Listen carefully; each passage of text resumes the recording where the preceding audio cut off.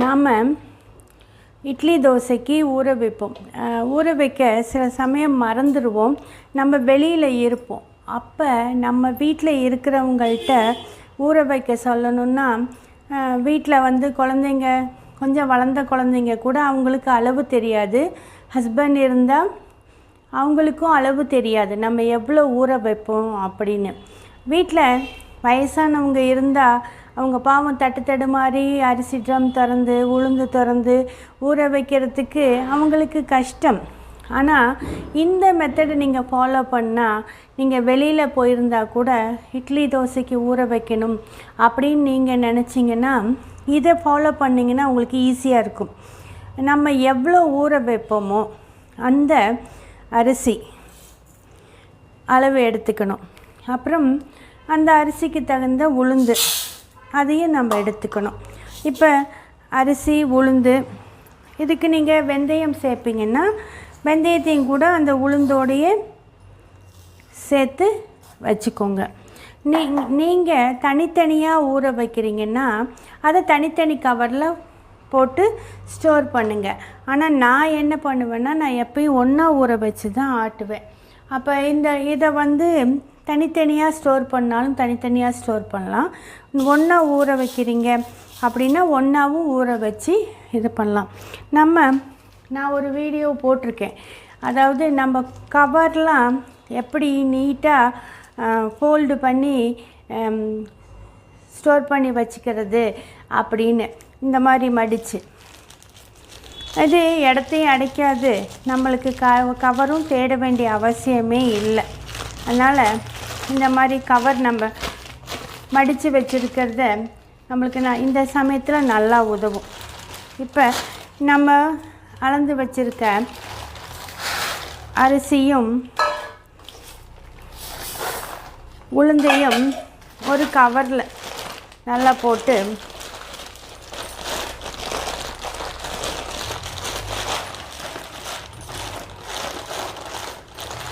மடித்து இது மேலே மார்க்கர் வச்சு இட்லி மாவுக்கு அரிசி அப்படின்னு நீங்கள் எழுதி வச்சிட்டிங்கன்னா, நீங்கள் சொல்லிட்டால் போதும், அதை ஊற வச்சுருவாங்க. உங்களுக்கு வேலை மிச்சம். கிளம்புற அவசரத்தில் ஊற வைக்க முடியல அப்படின்னா கூட டக்குன்னு இந்த கவரை எடுத்து ஊற வச்சுட்டு நீங்கள் வெளியில் போயிட்டு வந்து கூட மாவாட்டிடலாம். இந்த டிப்ஸை நீங்கள் ட்ரை பண்ணி பாருங்களேன். இந்த டிப்ஸ் உங்களுக்கு பிடிச்சிருந்தா உங்கள் ஃப்ரெண்ட்ஸ் அண்ட் ஃபேமிலிக்கு ஷேர் பண்ணுங்கள்.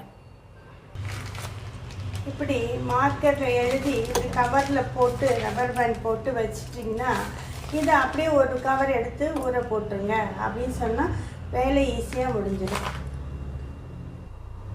நாம் இப்போ கடையில் எக்கு வாங்கினோம்னா இந்த மாதிரி கேரி பேக்கில் எக்கு கட்டி கொடுத்துருவாங்க.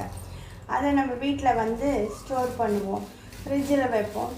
சப்போஸ் எக்ஸ்ட்ரா எக்ஸ் வாங்கிட்டு வந்துடுவோம். பொதுவாக எக்ஸை முட்டைகளை ஃப்ரிட்ஜில் ஸ்டோர் பண்ண வேணாம் அப்படின்னு சொல்லுவாங்க.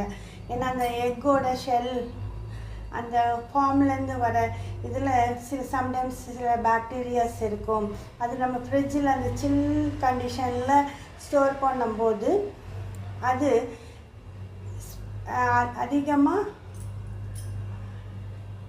அந்த பாக்டீரியா அதிகமாகிறதுக்கு நிறைய சான்ஸ் இருக்குது. அதனால் முடிஞ்ச அளவுக்கு ஃப்ரிட்ஜில் ஸ்டோர் பண்ணாதீங்க சொல்லுங்க. ஃப்ரெஷ்ஷான எக்கை வாங்கி அப்பப்போ சமைங்க. சப்போஸ் நீங்கள் ஸ்டோர் பண்ணணும் அப்படின்னா ஒரு 10 வாங்குங்க, இல்லை 6 வாங்குங்க. இப்படி இது பண்ணுங்கள். அதிகமாக ட்ரெயினில் வாங்கி அப்படிலாம் ஸ்டோர் பண்ணாதீங்க. நம்ம சிலவங்க ஃப்ரிட்ஜில் 6 முட்டை தான் ஸ்டோர் பண்ண முடியும், மிச்சம் 6 வெளியில் வைக்க வேண்டியவங்க இருக்கும். அப்போ உங்கள்கிட்ட இந்த மாதிரி ஸ்வீட் பாக்ஸ் இருக்கும், ஸ்வீட் பாக்ஸ் வரும்.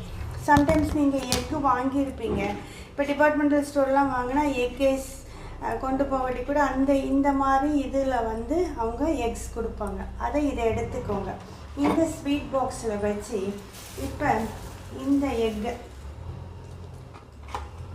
இப்படி ஸ்டோர் பண்ணி வச்சிங்கன்னா கைப்பட்டு உடையாமல் இருக்கும்.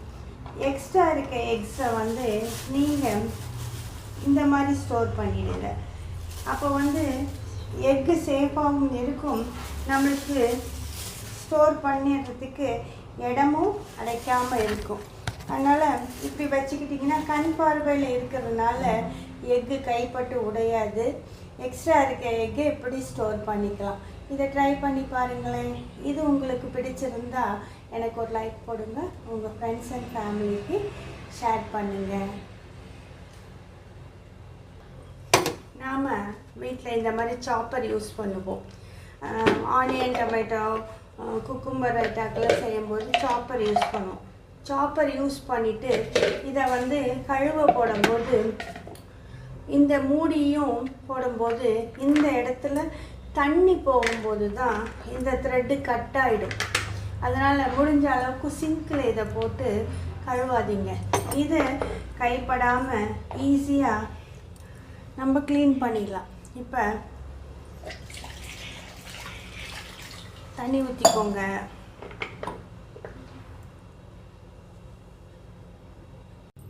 தண்ணி ஊற்றிட்டு நம்ம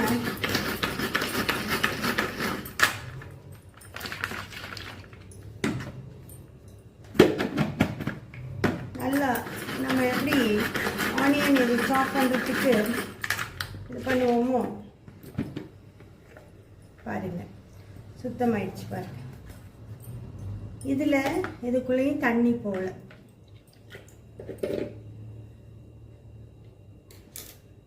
இது மிச்சம் இதில் ஒட்டிகிட்டு இருந்ததெல்லாம் இதிலே வந்துடுச்சு. இப்போ நீங்கள் இந்த லிட்டை தண்ணி படாமல் கழுவி வச்சுட்டு இதையும் பாருங்கள், பிளேடுலேயும் தண்ணி போகல, பிளேடும் சுத்தமாயிடுச்சு. இந்த இடத்துல எல்லாம் தண்ணி நிற்காமல் பார்த்துக்கணும். நம்ம சாப்பர் யூஸ் பண்ணுறோம். இப்போ பாருங்கள் எவ்வளோ ஈஸியாக க்ளீன் ஆயிடுச்சு பாருங்கள்.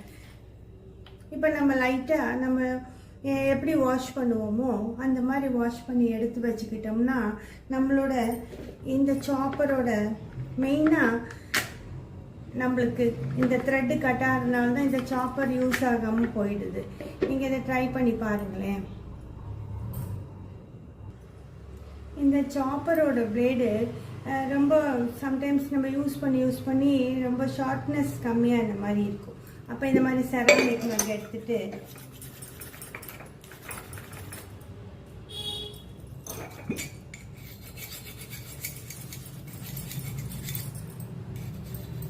பார்த்து நீங்கள் இந்த மாதிரி இந்த கார்னரை ஷார்ட் பண்ணி எடுத்துக்கிட்டிங்கன்னா உங்கள் சாப்பரோட பிளேடு நல்லா ஷார்ப் ஆகிக்கும். இதை ஷார்ப் பண்ணும்போது பார்த்து கை கட்டாகாமல் பார்த்து ட்ரை பண்ணுங்கள். இதில் எந்த ஒரு டிப்ஸ்னாச்சும் உங்களுக்கு பிடிச்சிருந்தா உங்களோட ஃப்ரெண்ட்ஸ் அண்ட் ஃபேமிலிக்கு ஷேர் பண்ணுங்கள். எப்பயும் போல் எனக்கு லைக் பண்ணி சப்போர்ட் பண்ணுங்கள்.